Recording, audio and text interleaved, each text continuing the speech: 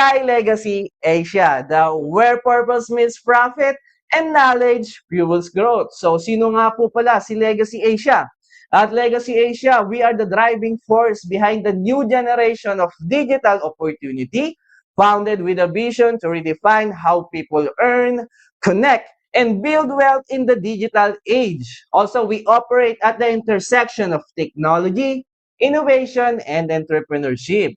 Ayan guys, ito po ang Legacy Asia, no, which is napakadaming opportunity na swak sa iyo. Pasok po lahat dito, mapabata o matanda. Welcome na welcome po kayo. At talagang marami po kayong makukuhang benefit dito or opportunity na pwede nyo nang simulan ngayon. Dahil mamaya tatalakayin po natin ang e-commerce, blockchain, at AI. So stay tuned po and keep on sharing the live guys para mas marami tayong mapasadahan nitong mga opportunities na to. Okay po? So bago natin talakayin yung mga iyon, dumako naman po tayo sa ating mission and vision. So ang ating vision po is to empower individuals to build lasting legacies through digital opportunity. At ang ating mission po is empower the modern generation to succeed through future-ready platforms that harness the power of e-commerce, blockchain, and AI. Also earn with purpose, learn with passion, grow with unity. Ayan, yan po ang ating mission and vision po. So, ano bang mission at vision ko? Simple lang guys, is yung maipasa ko sa inyo yung mga natutunan ko. Siyempre, most of us sa atin ay hindi pa naman aware dito, no? Especially when it comes sa pasikot-sikot sa digital era. Tama po ba?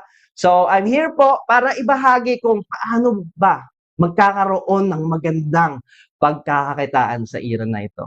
Okay, so yan po ang ating mission and vision. No? So dumako naman po tayo sa ating palaging nararanasan. Yan ang ating society's problem, guys. First, we have here rising cost of living versus stagnant income growth. So ano po bang ibig sabihin yan? Sa mga empleyado dyan, shout out po. No? Trabaho po kayo ng trabaho. Yung sahod, hindi tumataas. Pero yung bilihin sa labas, pataas ng pataas.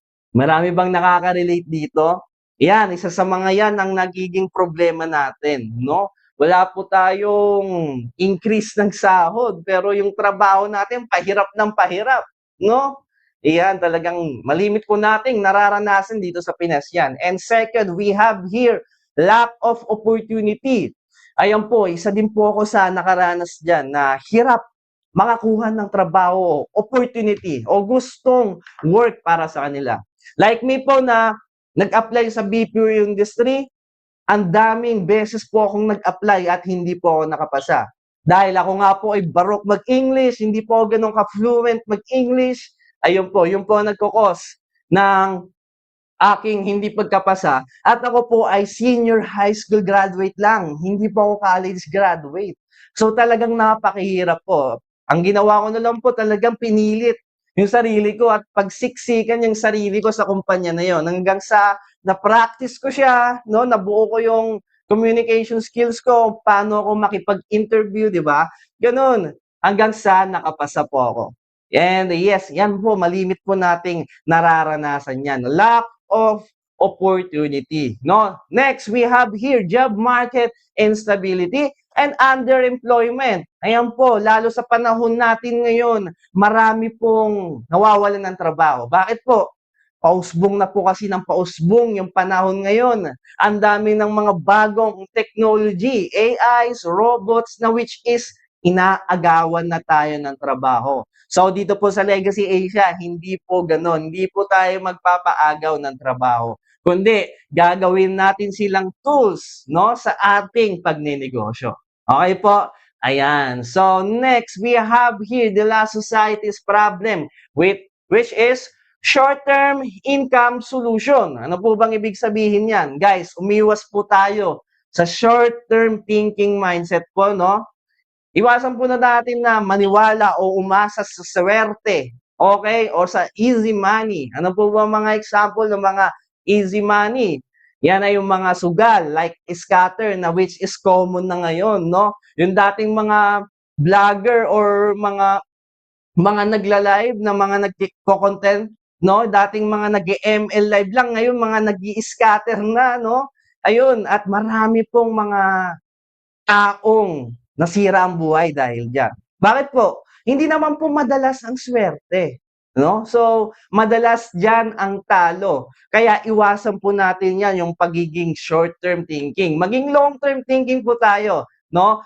Isipin po natin yung future family natin, no? Talagang napakasarap gumalaw 'pag gano'n yung nasa mindset natin, 'di ba? Hindi lang natin iniisip yung uulamin natin mamaya or bukas, iniisip natin yung mga susunod pa na mga araw, yung ating future. Ayan. So, yan po ang ating society's problem. So, bakit ko po ini-explain ito sa inyo?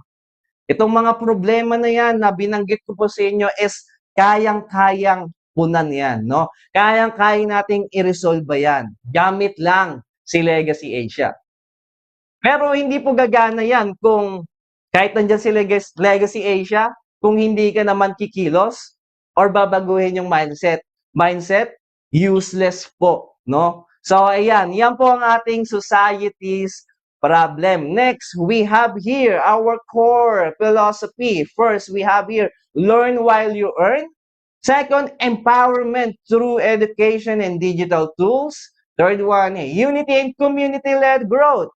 Fourth, purpose-driven and innovation. Ayan po, yan po ang ating core philosophy. Dito po kasi sa Legacy Asia, hindi ka lang po basta magkakaroon ng pagkakakitaan o negosyo. Dito ka rin para matuto, no? Kasi marami tayong mga upcomings na trainings, seminars na ma-harness yung skills nyo when it comes sa digital technology natin or digital era natin ngayon. So, magagawa po natin yan kung meron tayong community na may unity. Okay po, at yan ang ating purpose dito kay Legacy Asia is magkaroon tayo ng pagkakaisa. Ayan, so yan po ang ating core values or our core philosophy. So, bago tayo dumako sa ating